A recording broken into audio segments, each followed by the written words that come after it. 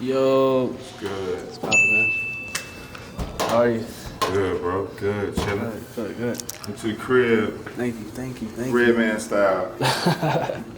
I've known Slade for quite some time, but I didn't know Slade was Slade. Meaning, I'd been around him, but I didn't know he was the man behind all this music that I've known for like the past 10 plus years. The way I found out, we were in a studio session, and I remember I had left to go film, and when I came back, he was in the room with my couple other friends playing beats. And when he was playing beats, his tag kept going on. I heard the tag, and I was thinking to myself, like, where do I know this tag from? It's so weird because you will be like selling yourself to these industry people and your ideas, and they be looking at you like you like a little crazy sometimes. But people will walk up to you in the mall and shit and be like, "Dog, I know who you are."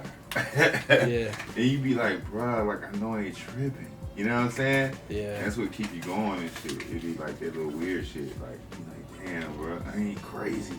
Yeah. I was like, oh, that's the tag from All My Chains On and Super Saiyan.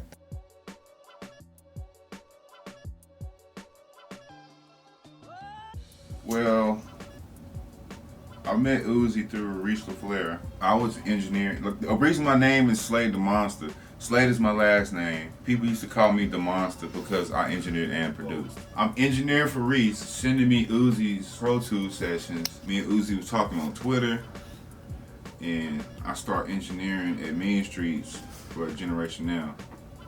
So when Uzi moved to Atlanta, it was like meeting a pen pal. It was like, oh shit.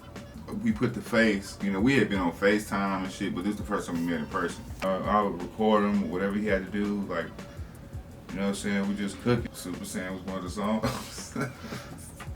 We put it on SoundCloud and it blew up, bro. Everybody was shocked. It's so funny though, we did the song and the video the same night. I remember it was bubbling on SoundCloud, and I was telling all my homies, like, yo, this Uzi bubbling, bro, like, this shit's like at 100,000 views now, like. And then I remember I was in LA, and I remember Lake called me and was like, yo, Atlantic about to sign Uzi, where they taking the project down off of SoundCloud and they gonna put it back up on iTunes, blah blah blah. I was like, oh shit, like he signed, like yeah, he's about to sign. Like, it's like, what? Then they dropped All My Chains, and that was like the first one he did when he was on Atlantic, like when he had a budget, like it was like actual real video. That's how Super Saiyan happened. He's so funny is because earlier that day I made a beat. I was making a beat for a trap nigga who was buying beats cash. And I remember I made that beat for him on the spot, and he just was like, man, it's cool. And later that night I went and played for Uzi, and it was Super Saiyan. I got to spend the day with Slade. Just gave out so much game, so much advice. Also, I went back and I just saw all the songs he did, man. This guy's produced for Gucci, man. And rest in peace, PNB Rock, A Boogie with the Hoodie, Lil Uzi Vert, Cardi B, Offset, Lil Yachty, Lloyd, Kodak Black, The Migos, ASAP Rocky, the whole ASAP mob, every last one of them. It's even him talking, like, you know, just explaining his background. It's like we had so many similarities together, like, you know, coming from blue collar cities. Where I'm from. Yeah, well, like, where'd you grow up? I grew up in Reedsville, North Carolina, man. It's a small city. It's probably like 25,000 people. It's super small. It's like tobacco country. When I was growing up, you just got a job and raised a family, man. And most of the time, you know, you end up being an alcoholic or just a family person. You know what I'm saying? Yeah. You know, at a very young age, we always knew we wanted to leave.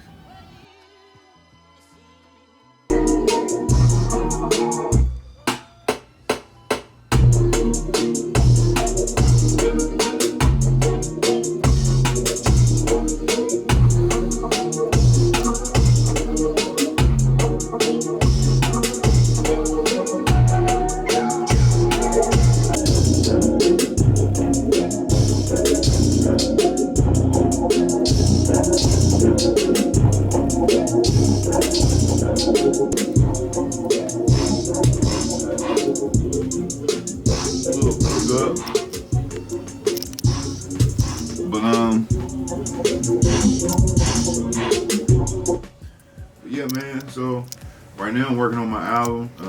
I'm jumping out there on the independent wave.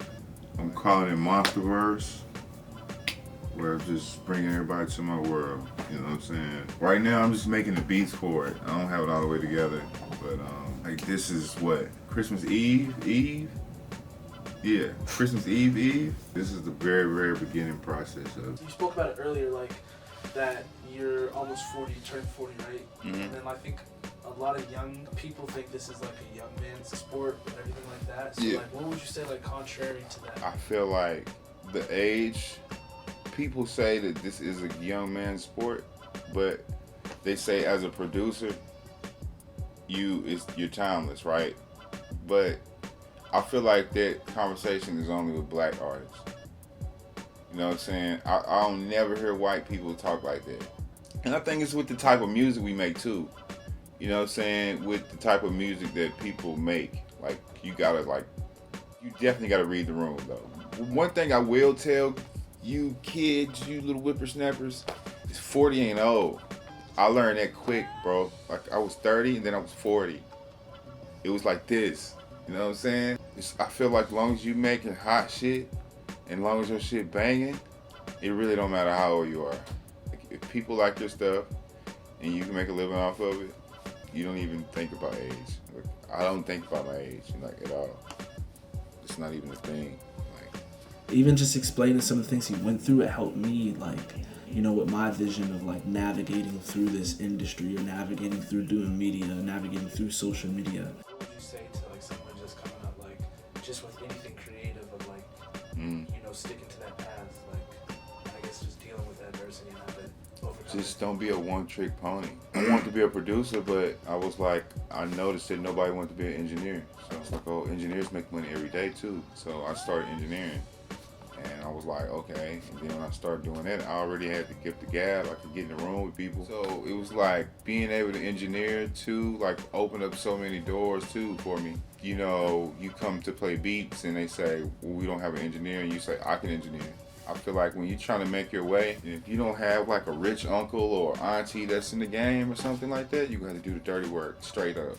If you're in the film business and you want to be a director, you want to be the next Spike Lee or whoever or somebody like that, like, you're going to have to learn how to DP first. You know what I'm saying? You're going to have to learn how to be a PA first. I think one thing I think a lot of people have to understand is the best way to get on is offering help to somebody instead of asking. Or a producer, you could be like, look, man, I could, you know, chop your samples for you, or, you know, I can make templates. That you'd be like, wait. Nobody never came to me with that one before. You know what I'm saying?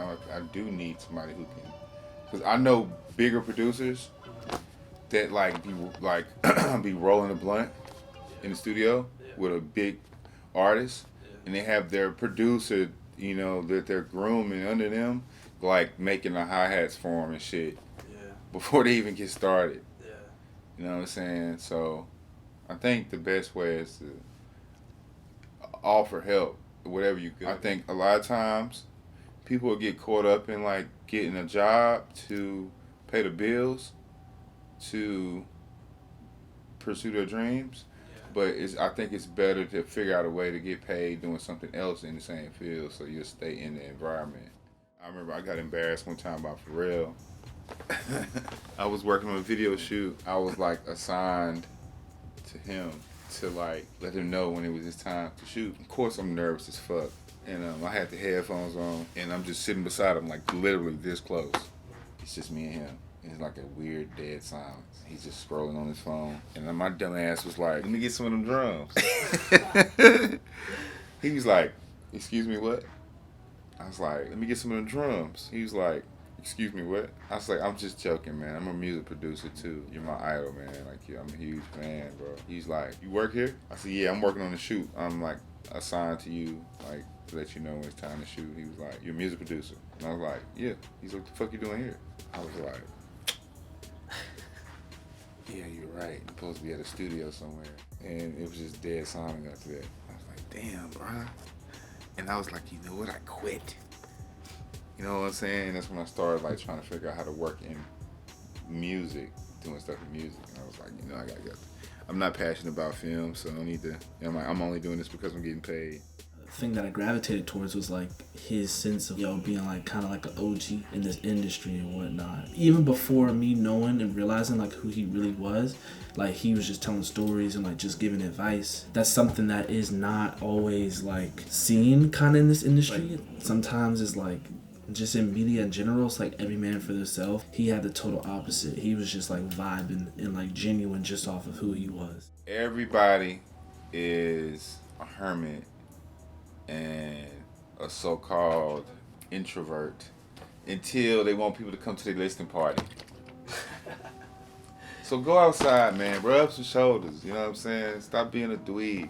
I ain't saying I made it or nothing, but you know what I'm saying? I did a little something and sold 20 million. So you gotta go outside.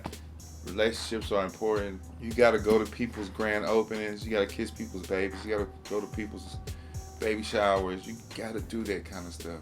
You know what I'm saying? Like you have to do it. Go outside, man. Yeah, you're making beats, but can you sell them? Because if you can't sell a beat, what makes you think you can make a record label? People like Beyonce, like they might want to know if you can play spades. Like, go outside, man.